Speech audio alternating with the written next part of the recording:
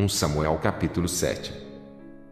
Então vieram os homens de Quiriate-Jearim, e levaram a arca do Senhor, e a trouxeram à casa de Abinadab, no outeiro, e consagraram Eleazar, seu filho, para que guardasse a arca do Senhor.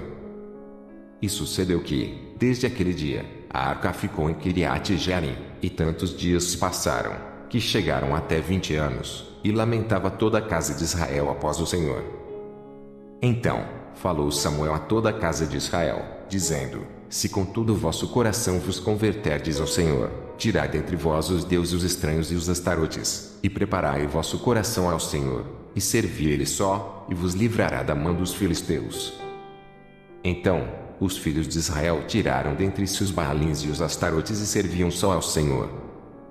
Disse mais Samuel: Congregai todo Israel em Mispa, e orarei por vós ao Senhor.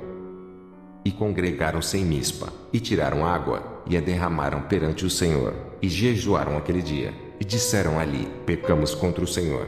E julgava Samuel os filhos de Israel em Mispa. Ouvindo, pois, os filisteus que os filhos de Israel estavam congregados em Mispa, subiram os maiorais dos filisteus contra Israel, o que ouvindo os filhos de Israel, temeram por causa dos filisteus. Pelo que disseram os filhos de Israel a Samuel: Não cesses de clamar ao Senhor, nosso Deus, por nós, para que nos livre da mão dos filisteus.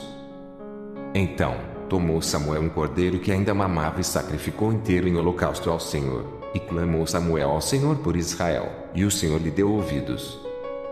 E sucedeu que, estando Samuel sacrificando o holocausto, os filisteus chegaram a peleja contra Israel, e trovejou o Senhor aquele dia com grande trovoada sobre os filisteus e os aterrou de tal modo, que foram derrotados diante dos filhos de Israel. E os homens de Israel saíram de Mispa, e perseguiram os filisteus, e os feriram até abaixo de Bet-car.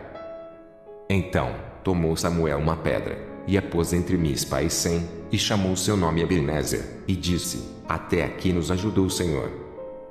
Assim, os filisteus foram abatidos e nunca mais vieram aos termos de Israel, porquanto foi a mão do Senhor contra os filisteus todos os dias de Samuel. E as cidades que os filisteus tinham tomado a Israel foram restituídas a Israel, desde Ecrón até Gate, e até os seus termos Israel arrebatou da mão dos filisteus, e houve paz entre Israel e os amorreus.